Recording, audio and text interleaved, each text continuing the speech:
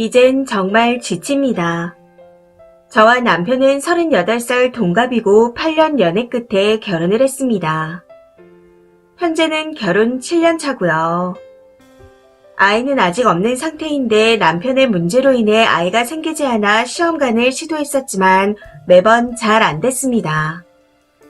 시험관을 할 때마다 결과를 확인하고 많이 실망을 했었는데 지금에 와서 보니 정말 다행이라는 생각이 드네요. 혹시라도 아이가 있었다면 이런 결단을 내리기 많이 힘들었을 테니까요. 남편과 8년이라는 오랜 기간을 연애했었지만 당시에는 시댁의 경제적인 상황을 전혀 몰랐었고 관심도 없었습니다. 그게 이렇게까지 중요하다는 것도 깨닫지 못했었고요. 사실 시댁의 상황을 알게 되었을 때도 저희 친정 또한 딱히 잘 사는 편은 아니라고 생각했기에 괜찮을 거라 믿었습니다. 아무튼 사람 좋고 저한테 잘하고 한결같고 성실한 모습에 결혼을 결정했었죠. 참고로 남편과 저는 현재 같은 회사에 다니고 있고 연봉도 비슷한 수준입니다. 결혼 당시 둘 다 31살이었고 2억 2천의 전셋집에서 시작했습니다. 명의는 제 명이었고요. 남편이 모은 돈은 4천 정도였고 시댁에서 지원해주시는 돈은 없었습니다. 저는 6천을 모았고 친정에서 1억을 해주셨었죠. 거기서 전세 대출 2천을 받아 집을 구했었고 혼수도 친정에서 다 채워주셨습니다. 사실 친정아버지가 마음 같아선 부족한 2천도 주고 싶어 하셨지만 부부가 힘을 합쳐 갚아 나가보라고 1억만 해주셨던 거였습니다. 시댁에서는 예물도 결혼 반지 딱 하나만 해주셨고 친정에서 남편의 시계와 코트를 해주셨습니다. 상견례 때부터 예물 예단을 시댁에서 먼저 생략하자고 하셨으나 막상 결혼식이 다가오니 친척분들한테 인사를 한 해 만에 하셔서 결국 1,000만 원을 보내드렸습니다. 그런데 절반도 안 되는 300만 원이 돌아오더라고요. 친정 부모님께 많이 죄송한 결혼이었지만 신혼 초에는 정말 너무 행복했습니다. 출퇴근도 같이 하고 퇴근길에 같이 장보고 요리도 해먹으면서 연애할 때는 느끼지 못했던 또 다른 설렘을 느끼기도 했었고요. 결혼 후에는 생활비를 150씩 각출하고 남은 돈은 각자 관리했습니다. 집은 친정에서 나중에 증여해 주시기로 한 아파트가 있었기에 그걸 믿고 있기도 했었죠. 결혼 당시 저희 부부가 10년 정도 살고 나면 증여를 해주시겠다고 하셨었거든요. 사실 당시에는 결혼을 하자마자 안 주시는 부모님께 아주 조금은 서운한 마음이 있었는데 지금 생각을 해보니 저희 부모님께서 더 멀리 내다보셨던 것 같습니다. 참고로 저는 외동딸이고 남편은 3남매 중 둘째입니다. 누나와 남동생이 있는데 시누이는 비혼이고 시동생은 누뚱이라 아직 20대 후반이에요. 문제는 시어머니가 파출부 일을 하고 계시고 시아버지는 경비 일을 하실 만큼 두 분이 살기도 힘드신데 시누와 시동생이 들러붙는다는 겁니다. 시누이는 메이크업을 배우겠다며 네일아트 어쩌고 저쩌고 하더니 나이가 40이 된 현재까지도 제대로 된 직업이 없고 일할 의지도 없어 보입니다. 코로나를 핑계로 더욱 집구석에 붙어있는 상태죠. 시댁에 가면 시누이 방 앞에서부터 나는 진한 향수 냄새와 특유의 화장품 냄새가 있는데 갈 때마다 헛구역질이 날 정도입니다. 그런 사람이 어떻게 메이크업을 하겠다는 건지. 그리고 시동생은 고등학교 중퇴인데 연예인을 하겠다고 난리를 치더니 포기하는 듯 하다가 엑스트라 알바를 하더라고요. 그런데 그마저도 코로나 이후로는 어려움이 있는 듯 보였습니다. 사실 시댁 사정이 이렇다 보니 남편이 시댁에 조금씩 돈을 갖다 주는 건 알고 있었습니다. 월에 50에서 많으면 200 정도로 알고 있었죠. 어차피 그건 생활비를 제외하고 본인이 관리하는 돈에서 드리는 거니 얼마를 퍼다 주던 우리 생활비에 지장 없이 하고 빚만 지지 말아달라고 부탁했었습니다. 남편도 그렇게 하겠다 약속을 했었기에 철석같이 믿었었는데 지난주에 확인을 해보니 대출을 받았었더군요. 그것도 결혼 초에. 남편이 결혼 당시 모았다던 돈 4천도 거짓이었고 모두가 대출이었습니다. 시댁 전세자금 대출받은 7천도 본인이 이자를 내면서 상환 중이었고 시댁의 마통도 2천을 터준 상태였고요. 어쩐지 본인의 급여에 비해 항상 허덕이는 것 같아 싶었는데 결국 다 대출 때문이었습니다. 요즘은 더 이상 대출도 여의치 않으니 이자의 원금 상환에 시댁 생활비까지 해서 더 많이 허덕이고 있었던 거였고요. 남편에게 그 이야기를 듣는데 눈앞이 캄캄해지는 것 같았습니다. 그래서 생각할 시간을 좀 갖자 하고 저는 그날부터 친정으로 퇴근을 하고 있는 상태이고요. 그런데 그날 이후로 며칠을 고민하고 또 고민해봤지만 도저히 답이 없는 것 같습니다. 시부모님의 노후 준비도 하나 안 되어 있는 상황인데 정신 못 차리는 시누이와 시동생까지. 밑 빠진 동에 물을 붓는 게 이런 거구나 싶더군요. 정말 사람 하나 보고 결혼을 결심했었는데 이렇게 오랜 기간 저를 속여온 걸 보면 제가 사람 보는 눈마저 없었나 하는 생각이 들어 제 자신이 너무 바보같이 느껴집니다. 아무튼 오랜 시간 생각하고 고민을 한 끝에 너무 죄송했지만 지난 주말 친정 부모님께 말씀을 드렸습니다. 늦었지만 지금이라도 이혼을 해야겠다고요. 제 말에 아버지는 말이 없으셨고 엄마는 그렇게 갖다 줄 거라는 걸 예상은 했었지만 너무 심한 것 같다며 지금이라도 이혼을 하라고 하십니다. 결혼 생활 동안 좋은 일도 있었지만 돈 때문에 실망했던 일이 많았었는데 이렇게 또 반복해서 실망을 해서인지 이혼을 결심하고 나니 되려 마음이 편안합니다. 마지막으로 제가 하고 싶은 말은 결혼해서 저처럼 밑 빠진 독에 물 붓지 마시고 시댁 경제 상황을 꼭 보시고 결혼하세요.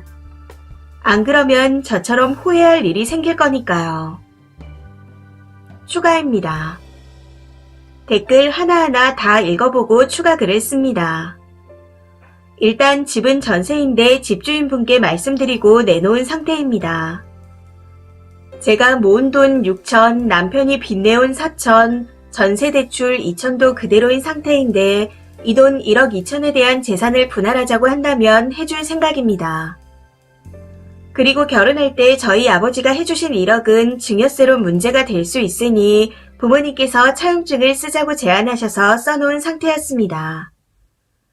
당시에는 좀 의아했었는데 이렇게 문제가 될 줄 예측을 하셨던 것 같아요.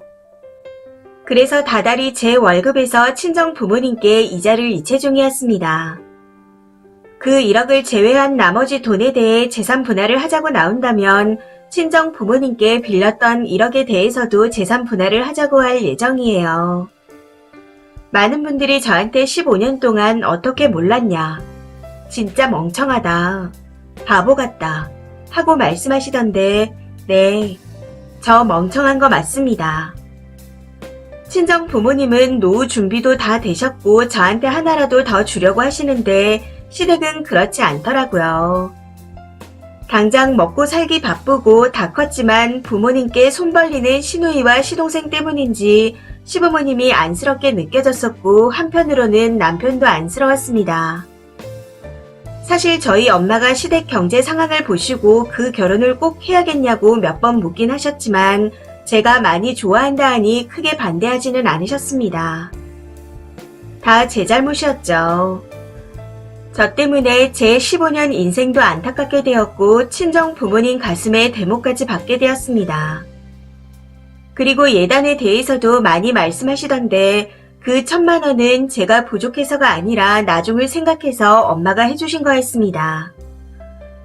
결혼 당시 아파트를 증여해주지 않은 것과 1억을 주시며 차용증 쓰고 공증 받자고 하신 것에 대해 의아하기도 하고 조금은 서운했었지만 어쩌면 부모님께서는 이런 결말을 미리 예측하신 것 같다는 생각이 듭니다.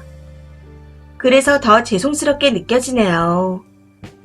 참고로 남편과 시댁 식구들이 결혼 후 10년 뒤 아파트를 증여받을 예정이라는 걸 다 알고 있었습니다. 만약 친정 부모님이 돌아가시면 그 재산을 물려받을 자식이 저뿐인 것도 다 알고 있는 상태였고요. 다만 1억에 대한 차용증과 공증에 대해서는 남편도 모르고 있습니다. 아무튼 결국 지금 제 명의로 되어 있는 건 전셋집 2억 2천이 다입니다. 그마저도 1억은 아버지와 차용증을 작성한 상태이고 제가 모은 돈 6천에 남편이 모았다 뻥치고 대출받은 4천, 그리고 전세 대출받은 2천이네요. 현재 전세금이 폭등한 상태이고 그 집도 내년이면 8년 차라 전세금이 폭등할 예정이라고 알고 있습니다. 이전까지는 집주인분이 좋으셔서 올려달라고 하진 않으셨거든요. 지금 그 아파트 전세 시세를 정확히는 모르겠지만 아마 7, 8억 정도 하는 걸로 알고 있어요. 남편이 그 집에 시댁 식구들을 데려다 살겠다고 해도 전세금이 감당 안 될 거고 재산 분할하자고 덤벼도 본전도 못 찾을 겁니다. 남편이 시댁에 퍼다 주는 거 그 집 가장인 거 다 이해하고 눈을 감아줬었습니다. 그런데 결혼할 때 4천만 원을 모았다고 저를 속였던 거, 시댁 전세 자금을 대출해주고 이야기 안 했던 거, 그리고 마지막으로 저한테 말없이 마통을 2천 터준 거, 이건 정말 용서가 안 될 것 같습니다. 분명 결혼 당시 있는 돈과 대출을 다 오픈하기로 했었고 앞으로도 돈 문제가 생기면 다 이야기하기로 했었는데 그 모든 걸 비밀로 붙였다는 게 너무 배신감이 듭니다. 물론 남편에 대한 신뢰도 다 깨진 상태이고요. 이런 표현을 해도 되는지는 모르겠지만 이제 시댁 사람들이 가족이 아닌 거머리같이 느껴져서 하루빨리 떼어내고 싶은 생각뿐입니다. 거머리들이 울고불고 매달려도 결혼 생활을 이어갈 생각은 조금도 없는 상태이고요. 댓글 주신 것들 하나하나 다 읽어보고 참고하도록 하겠습니다. 조언해주신 분들 정말 감사합니다. 댓글입니다. 첫 번째, 쓰니가 없었다면 남편이 과연 저렇게 집에 퍼다 줬을까요? 아닙니다. 쓰니라는 보험이 있었기에 가능했던 겁니다. 어서 발을 빼세요. 지금 상황을 봐서는 남편이 이혼 안 해줄 것 같은데 잘 대처하셨으면 좋겠습니다. 두 번째, 돈 없는 거지인 것도 한심하지만 제일 괘씸한 건 마치 4천을 모은 것처럼 거짓말을 한 부분이네요. 저라면 저렇게 남을 속이고 정직하지 못한 사람과는 못 살 것 같습니다. 밑 빠진 독에 물 붓기도 물론 큰일이고요. 미래도 없고 희망도 없고 이혼 결심 잘하셨습니다.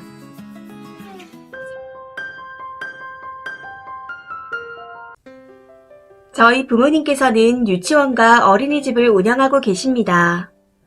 부모님께서 이쪽 계통을 하시니 저도 유교과를 나왔고 부모님 밑에서 일하다가 원감 자격증을 취득 후 현재는 원감으로 일하고 있습니다.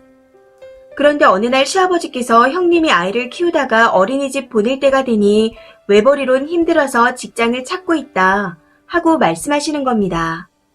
전에는 격리 일을 하셨는데 경력 단절 때문인지 코로나 여파인지 일자리를 찾기가 힘들다며 마음이 안 좋으셨던 시아버지께서 원해 사무직이라도 하게 하면 안 되냐 하며 물어보시더라고요. 솔직히 아버님께서 그런 말씀을 하시는데 너무 불편하고 난감했습니다. 저희 사무직 선생님 10년 동안 일하신 베테랑이시고 일도 야무지게 잘하는 분이시거든요. 그래서 그냥 자리가 없다고 했습니다. 그리고 비록 부모님이 운영하는 곳이지만 저의 임의대로 사람을 뽑을 능력도 안 되거니와 또 괜히 일하다 부딪히면 사이만 안 좋아지고 껄끄러워질 것 같다고도 말씀드렸어요. 물론 안 그러신 분들도 계시겠지만 부부 사이도 같이 일하는데 힘들다는 얘기를 주위에서 들은 적이 있었고 특히 손윗사람은 좀 피하고 싶었습니다. 제 말에 시아버지께서는 그냥 알겠다고 말씀하시기에 마음은 조금 불편했지만 대수롭지 않게 생각하고 있었어요. 남편에게도 말은 안 했고요. 그런데 어제 형님께 연락이 왔습니다. 저희 원에서 일하고 싶다고요. 사무원 자리는 없고 제가 사람을 채용할 수 있는 힘이 없다고 말씀드렸더니 그럼 뭐라도 좋으니 일할 자리가 없냐 하고 물으시기에 보육교사나 유치원 자격증이 있어야 한다고 말씀드렸습니다. 그랬더니 본인은 급하게 돈을 벌어야 한다고 어떻게 안 되냐며 다른 친한 원에 자리라도 알아봐달라고 하더라고요. 계속 거절하기도 난처해서 부모님께 말씀드려보겠다 하고 전화를 끊었습니다. 그리고 친정 엄마께 사정을 말했더니 주방 보조 겸 화장실 청소, 복도 청소, 쓰레기 분리수거, 놀이터 환경 정리해주시는 미화 선생님께서 몸이 안 좋으셔서 간두실 것 같다고 하시더라고요. 딱히 자격증이 필요한 직업도 아니기에 그 일이라도 할 수 있을 것 같으면 말해보라 하셔서 형님께 전화를 드렸습니다. 그런데 업무 얘기를 듣더니 난감한 목소리로 안 될 것 같다 하고 말하고는 뚝 끊어버리더라고요. 그리고 오늘 아주버님께 전화가 왔습니다. 살짝 떨리고 격양된 목소리로 와이프가 그렇게 큰 부탁을 한 거냐. 가족끼리 어려울 때 도와줄 수 있는 부분 아니냐. 자존심 다 내려놓고 부탁하는 와이프에게 어떻게 청소하는 일을 하라고 할 수 있냐. 잘 살면 얼마나 잘 사냐. 그렇게 사람 무시하는 거 아니다. 어제 밤부터 와이프는 너무 속상해서 계속 울고 있다. 하면서 당장 무릎 꿇고 사과해라. 사과하지 않으면 부모님께도 말씀드릴 거고 일 크게 만들 거다. 하고 말하는데 너무 어이가 없더라고요. 당시에는 당황해서 제대로 대꾸도 못하고 전화를 끊었습니다. 그 뒤 남편에게도 연락을 했는지 문자가 와서 무슨 일이냐고 물어보는데 제가 일 끝나고 집에서 이야기하자 했습니다. 전 아무리 생각해도 이해가 되지 않는데 제가 그렇게 잘못한 건가요? 정말 여쭤보고 싶습니다. 미화 선생님 하라는 게 그렇게 자존심 상하는 일인가요? 후기입니다. 이렇게 댓글이 많이 달릴지는 몰랐네요. 많은 관심 감사합니다. 쓸까 말까 많이 고민했지만 후기를 원하시는 분들이 많이 계셔서 이렇게 글을 씁니다. 댓글 보니 찬반이 많이 갈리는 부분이 있어 자세히 써볼게요. 당시 직장에서 쓴 거라 자세히 쓰질 못했거든요. 계속해서 거절했음에도 부탁하는 형님을 거절하지 못해 친정 부모님과 상의 후 형님께 전화를 드린 거였습니다. 사무직은 공석이 없어서 힘들 것 같고 어린이집도 운영하고 있으니 혹시 이쪽 일을 원하시면 3월부터 평생교육원에서 보육교사 상급 자격증 공부를 하시는 게 어떠냐. 1년 과정이면 취득한다. 보육교사 1, 2급은 학과를 나와야 하고 시간도 길지만 상급은 금방이다. 요즘 다른 선생님들도 아이들 때문에 보조교사를 많이 하신다. 4시간 일하고 100만원대 급여를 받을 수 있으며 서류 작업도 없어서 스트레스 없이 일하시는 분들이 많다. 혹시 하신다면 4시간에 100 얼마의 수당을 더 드리겠다. 길게 일하시고 싶으면 그만큼 더 드리겠다. 하고 설명했습니다. 제 말에 형님께서 다 좋은데 지금 형편이 너무 안 좋아서 당장의 일을 원한다. 하시면서 계속해서 사무직 일을 원하시더라고요. 그래서 제가 단호하게 말했습니다. 10년 넘게 함께 해오신 분이고 그분도 유치원 정교사 자격증이 있으신 분이라 사무직도 하시지만 바쁠 때는 가끔 아이들을 보기도 한다. 사무직이라고 해서 꼭 사무일만 보는 게 아니다. 하고요. 그랬더니 그럼 사무보조는 안 되냐는 말을 하시기에 저와 어머니도 회계와 사무일을 같이 하고 있어서 더 이상의 인력은 필요치 않다고 단호하게 말했습니다. 이때부터 한숨을 쉬며 짜증이 난 목소리로 그럼 남은 일은 뭐냐? 내가 할 수 있는 일은 뭐냐? 하고 물으셔서 미화 선생님 다리가 많이 안 좋으시다. 곧 수술을 해야 하실 것 같아 관두신다. 하고 말씀드렸습니다. 형님이 미화 선생님이면 청소하는 일 아니냐며 엄청 놀란 듯이 물으시더라고요. 그래서 자세히 설명드렸습니다. 업무는 놀이터, 복도, 화장실 정리, 정돈 및 청소이고 오전에는 주방 보조 일도 하신다. 지금 선생님은 5시간 일하고 얼마 정도를 드리고 있지만 형님께서 하신다면 그 돈에서 플러스로 수당을 드리고 아이도 보고 계시니 몇 년간은 4시간으로 해드리겠다. 하고요. 아이가 아직 어리기에 초등학교 들어가기 전까지 그렇게 해드린다고 한 거였습니다. 그랬더니 그럼 결국엔 돌고 돌아 말하는 게 청소 업무를 하라고 말하는 거예요. 하고는 못하겠다는 말과 함께 전화를 뚝 끊어버리는 겁니다. 그리고 다음날 아주버님께 전화가 온 거였죠. 전 글의 댓글을 보니 저의 대처를 지적해주시는 분들이 계시더라고요. 제가 좀 더 유도리가 있었다면 하는 아쉬움도 있긴 합니다. 앞으로는 좀 더 유도리 있게 해야 할 것 같네요. 지적 감사드립니다. 그리고 나이에 대해 질문이 많으시던데 답을 해드리자면 저와 형님 아주버님은 동갑입니다. 남편이 연하로 1살 어리고요. 무튼 어제 아주버님과 통화 이후의 일을 적어보자면 집에 도착했더니 남편이 눈이 시뻘개져서 소파에 앉아 있었습니다.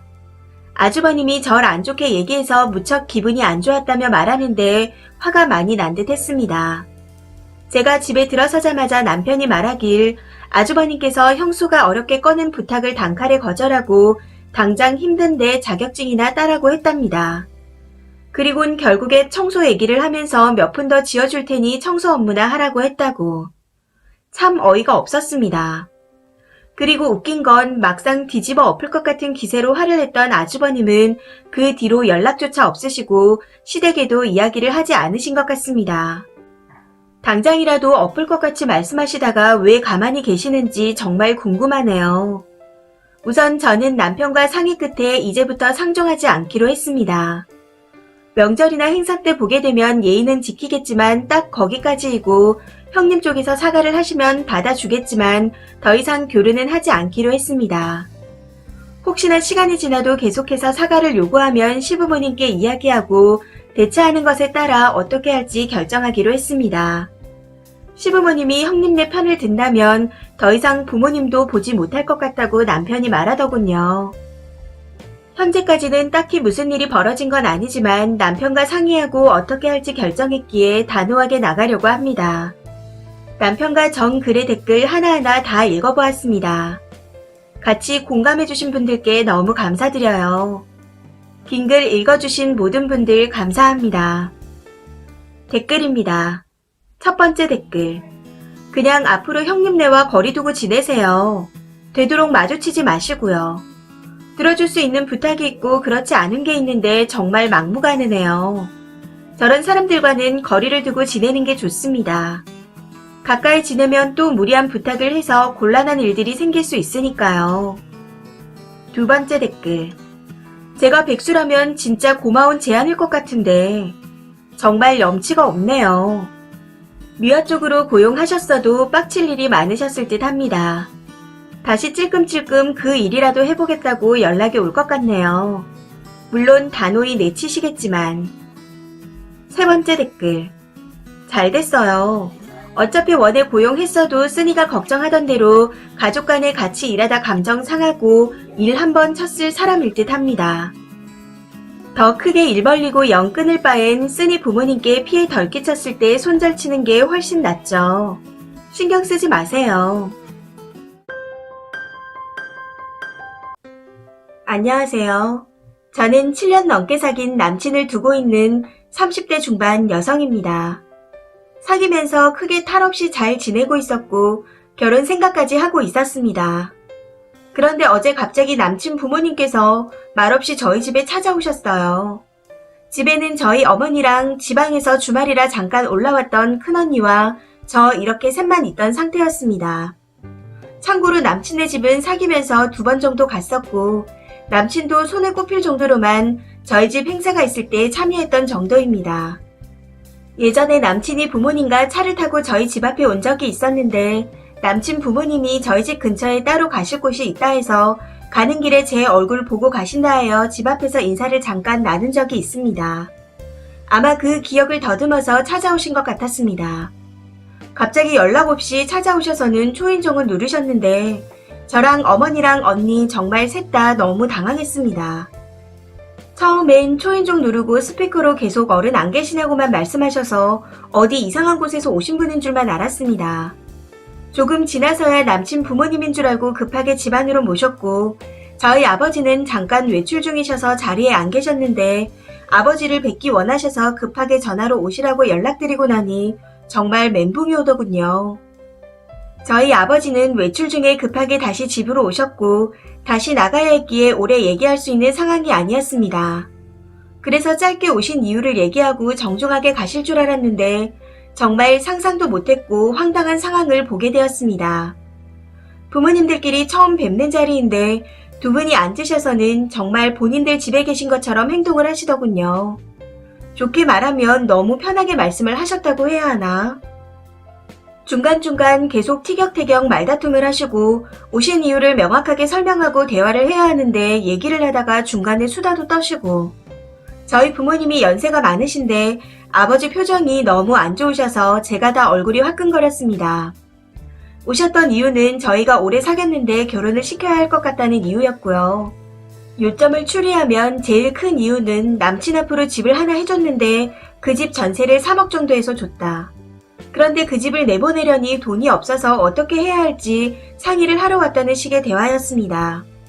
남친 아버님은 지방에 땅이 있어 그걸 팔아서 해주려고 생각한다 하셨지만 어머님께서는 그 땅이 계속 오르는 추세다 하고 말씀하시며 이런저런 이야기를 하셨는데 결론은 팔기 싫다는 말이었습니다. 지금 현재 남친 명의 집값이 10억이 넘는다고 하네요. 눈치상 저희 쪽에서 3억을 해주시길 바라는 것 같았습니다. 남친은 집이 있어 대출받기가 힘드니 제가 받았으면 하는 눈치셨고 어떻게 할지 막막한 상황이라 상의하고 싶어 하는 것 같았어요. 그런데 이 대화를 정중하고 깔끔하게 하셨던 게 아니라 정확하게 요점 얘기도 안 하실 뿐더러 거기 동네 집값이 오르고 있다는 장황한 얘기부터 중간중간 아들들 자랑에 취미생활 얘기에 정신이 하나도 없었습니다. 중간에 저희 아버지께서는 급하게 오신 거라 다시 가셨고 그 뒤에도 수다를 떨다가 가셨네요. 그리고 특히 계속 잔상이 남는 건 남친 어머님이 아버님을 계속 대화 중에 구박을 하셨고 두 분이 티격태격 하셨는데 마지막에 현관에서 나가실 때 구두가 저희 거실 방향으로 놓아져 있던 걸 남친 아버지한테 구두 방향을 자기 쪽으로 바꿔 놓아달라고 시키더라고요. 그런데 아버님은 어쩔 수 없이 구두를 들어서 그렇게 어머님 쪽으로 놓아주시는 걸 보고 진짜 충격받았습니다. 예전 남친네 집에 가서 뵀을 때는 잠깐 봤던 거라 두 분이 말씀이 많으시다라는 걸 알았는데 이 정도인지는 상상도 못했습니다. 그리고 오셔서는 자리가 어렵지도 않았던 건지 별의별 말씀을 다 하시더군요. 남친이 처음 사귈 때 2년 정도 명절날에 선물 세트를 보냈었습니다. 그래서 저도 받기만 하는 건 아닌 것 같아 남친네 집에 같이 보냈었고요. 그런데 결혼 전에 그렇게 보내는 게 굳이 해야 할 건 아닌 것 같아서 대화를 해보고 보내지 않기로 했었습니다. 그걸 그 자리에서 어머님이 얘기하시더라고요. 바라는 건 아니지만 명절에 집에 놀러 오지도 않고 예전에는 선물도 보내더니 안 보낸다고요. 그래서 남친과 합의하에 서로 보내지 않기로 했던 부분이라고 제가 말씀드리긴 했는데 진짜 너무 황당했습니다. 남친 부모님께서는 남친 모르게 답답해서 저희 집에 찾아오신 거라며 남친에게는 말하지 말라고 부탁하고 가셨어요. 그래서 저는 나중에 남친과 얘기해보시고 일단 얘기 끝날 때까지 기다린다고 말씀드렸고요. 남친이 부모님과 계속 싸웠다고 했었는데 아마 이 문제도 포함해서 싸웠던 것 같습니다. 남친을 7년 넘게 봐왔지만 순수하고 술, 담배, 게임 안 하는 정말 착한 사람입니다. 그런데 남친 부모님께서 이 정도일 줄은 정말 몰랐네요. 제 전화번호를 몰라서 어쩔 수 없이 갑자기 찾아오셨다 해도 저는 이해도 안 될 뿐더러 저렇게 예의도 없으실 줄은 상상도 하지 못했습니다. 저희 부모님도 굉장히 실망한 모습이셨어요. 정말 많이 죄송스러웠습니다. 그리고 전세자금 3억을 얘기하셨는데 저희 부모님 연세도 많으시고 집에 계시기 때문에 부모님께 바라지 않았습니다. 그런데 아버지가 나중에 외출하셨다가 집에 오셔서는 그 돈 해줄 수 있으면 좋을 텐데 하고 말씀하시는데 마음이 아팠습니다. 저 또한 3억이라는 큰돈을 처음부터 대출받으면서 모험하기엔 너무 힘들 것 같고 그 집 남친네 집에서 걸어서 10분 안에 있는 집입니다. 큰언니는 시부모님 자리가 너무 힘들긴 하나 살다 보면 돈이 정말 중요하다고 말하네요. 서울에서 집 살기 정말 힘들다면서 그 돈 대출받아서 둘이 갚으면서 사는 게 좋지 않냐고 말해서 정말 이리저리 머리가 복잡하고 어떻게 해야 할지 모르겠습니다. 지금 상황에서는 솔직히 결혼하기 싫네요. 어떻게 하는 게 좋을까요? 댓글입니다. 첫 번째 댓글. 미리 연락을 드리고 와도 황당한 내용인데 저걸 갑자기 쳐들어와서 그랬다고요? 당장 날 잡은 것도 아닌데 3억, 10억 찾을 정도면 빈궁한 집은 아닌데 예절이 뭔지도 모르고 그저 부동산 몇 개 가진 걸로 저런다고요? 아무리 좋은 남자라고 해도 자기 부모님 일일이 커버칠 수도 없고 저 정도까지 경우 없는 경우에는 답이 없습니다. 생각이란 게 있으면 정리하세요. 안절이멸 하시고요. 두 번째 댓글. 결혼 안 하면 되죠. 뭘 고민해요? 그 개차반 짓거리를 직접 확인했는데 뭘 또 확인하려고요. 세 번째 댓글. 남친이 좋은 사람이라고 고민이 많이 되시겠네요. 하지만 결혼은 양가가 함께 이루는 것이기에 저런 몰상식한 집과는 연을 맺지 않는 게 좋아요. 경험상 부모에게 상처 주고 결혼하면 좋을 게 없더라고요.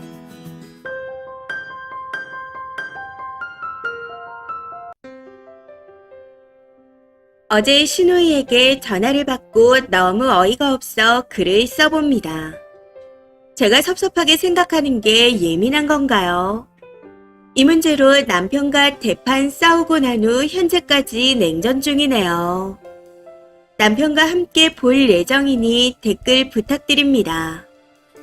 우선 저희 부부는 제주도에 살고 있습니다. 그래서인지 친구들이나 친척들이 저희 때문에 제주도에 자주 놀러 오는 편이에요. 저희 집에 남는 방이 있다 보니 숙소 비용이 안 된다며 얻어자러 오는 거죠. 사실 저도 불편했다면 오지 말라고 딱 잘라 거절했겠지만 저나 남편이나 사람들을 좋아해서 그런지 손님 오는 걸 불편해하지 않는 편입니다. 해서 남편과 상의한 후 손님이 오면 자고 갈 수 있도록 방 하나를 아예 손님방으로 꾸며둔 상태예요. 그런데 최근 저희 친정 엄마가 돌아가셨습니다. 아직 49제도 지내기 전이라 머리에 흰 리본을 하고 생활하고 있는 중입니다. 당연히 그 이후 현재까지 저희 집에 손님이 온 적은 단 한 번도 없었고 그런 연락조차 받은 적이 없습니다. 그런데 이런 와중에 어제 남편의 여동생, 즉 시누이 되는 사람이 전화가 와서 저한테 그러네요. 원래 연말에 식구들하고 언니 집에 놀러 가고 싶었는데 계획을 바꿨어요. 아무래도 상중이라 가는 게 예의가 아닌 것 같아 그냥 다른 곳으로 여행 가기로 했어요. 저희 가족이 놀러 가면 좀 그렇잖아요. 시끄럽게 떠들고 놀면 언니가 속상할 것 같아서요. 신우이의 말을 정리해보자면 제가 아직 상중이라 이러고 있으니 못 오겠다는 거였습니다. 저희 집에 와서 술 먹고 떠드는 것도 눈치 보일 것 같아 아쉽지만 안 가기로 했다네요. 참고로 저는 이전에도 연말에 시가 식구들이 저희 집에 오기로 계획했다는 말조차 전해 듣지 못한 상태였습니다. 그런데 제가 상중이라 배려 차원에서 오는 걸 취소했다며 뿌듯하다는 듯이 얘기하더라고요. 이게 배려인 건지 제가 상중이라 우울해하니 놀러 못 가서 아쉽다는 건지는 모르겠지만 솔직히 좋은 쪽으로는 생각이 들지 않았습니다. 이건 지금도 마찬가지고요. 아마 상중에 이런 말을 들었다면 저뿐만 아니라 다른 분들도 그랬을 거라고 생각합니다. 그래서 짜증나는 마음에 남편한테 오늘 신우이한테 전화 왔었어. 우리 집에 오려고 했었는데 나 때문에 다른 데 가기로 했다고 하더라. 나는 연말에 오기로 했다는 말조차 아예 듣지 못했는데 이게 맞다고 생각해. 어떻게 상중인 사람한테 전화해서 그런 말을 할 수 있어. 진짜 서운하더라. 하고 말했습니다. 그랬더니 뭐라는 줄 아나요? 본인 동생이 저를 배려하느라 놀러 안 온다고 하는데 그게 왜 섭섭하냐입니다. 그러면서 제가 예민하다네요. 네가 우울해하는 것 같아서 피해준다는데 그게 왜 불만이야. 너무 별거 아닌 걸 확대 해석해서 땡땡이를 나쁘게 보는 것 같다. 절대 네가 생각하는 그런 거 아니니까 예민하게 굴지 마. 땡땡이는 그냥 본인 입장에서 솔직히 얘기한 거야. 솔직하게 말한 게 뭐가 문제야? 이런 식으로 말하네요. 그동안 우리 때문에 제주도에 저렴하게 자주 놀러 오다가 저희 엄마가 돌아가시고 난 후 제가 우울해해서 못 오니 동생 입장에서는 아쉬운 게 당연하답니다. 그 중에서도 저를 가장 빡치게 만들었던 건 동생이 장모님이랑 친하지도 않는데 장모님 돌아가신 게 왜 슬프겠어. 당신이 너무 당연한 걸 서운해하는 거야. 이건 당신이 예민하게 구는 거야. 이 말들이었습니다. 이후 순간적으로 눈이 돌아가서 고래고래 소리를 지르게 되었고 결국 대판 싸우게 되었습니다. 그러고는 현재까지 냉전 중이네요. 마음 같아서는 시부모님께 연락드려 이게 맞는 건지 묻고 싶지만 아직까지는 일을 크게 만들고 싶지 않아 참고 있습니다. 연락을 드린다 하더라도 남편과 비슷한 반응일 것 같기도 하고요. 근데 저는 아무리 생각해도 이해가 되지 않습니다. 이게 정말 제가 예민한 건가요? 남편과 시누이가 무례한 거 아닌가요? 저는 단지 작은 위로와 공감을 받고 싶을 뿐이었는데 오히려 제가 예민하다 말하는 남편을 보고 있자니 이대로 결혼 생활을 해야 하는 게 맞는 건가 하는 생각까지 드는 것 같습니다. 만약 제가 예민하다면 확실히 남편과 시누이에게 사과할 생각입니다.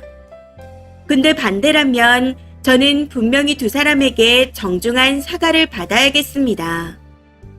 끝까지 사과하지 않는다면 최악의 상황까지 생각하고 있는 중이네요. 제 3자의 입장에서 댓글 부탁드립니다. 댓글입니다. 첫 번째, 시누이는 옳게 감정 상한 따위는 안중에도 없이 내가 이렇게 눈치 있고 배려심 있는 사람이다 하는 걸 어필하고 있는 겁니다. 그리고 당연히 내가 갈 수 있는 자리인데 너 때문에 못 가니까 미안한 마음을 가지라는 뜻이죠. 누가 남매 아니랄까봐 둘이 똑같네요. 앞으로 빈방에 짐을 쌓아버리고 누구라도 받지 마세요. 그게 속 편합니다. 두 번째, 진짜 배려한다면 놀러 간다는 말 자체를 하는 게 아니죠. 놀러를 가더라도 지들끼리 조용히 갔다 오는 게 맞는 거예요. 시누이는 시부모를 대신해서 너 한번 봐준다. 뭐 그런 식의 통보인 것 같고 남편은 지네 식구들이 와서 같이 연말을 즐기고 싶은데 못하니까 그 아쉬움을 님한테 푸는 것 같습니다.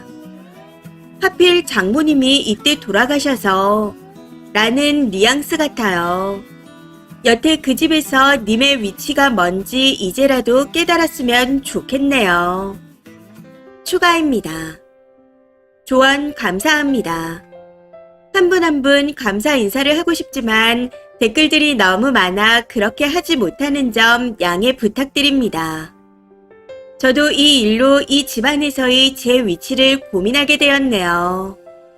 남편은 자기가 냉철한 척, 객관적인 척 착각하는 것 같은데 자신의 그런 태도가 저에게 얼마나 상처가 되는지는 생각을 못하는 것 같습니다.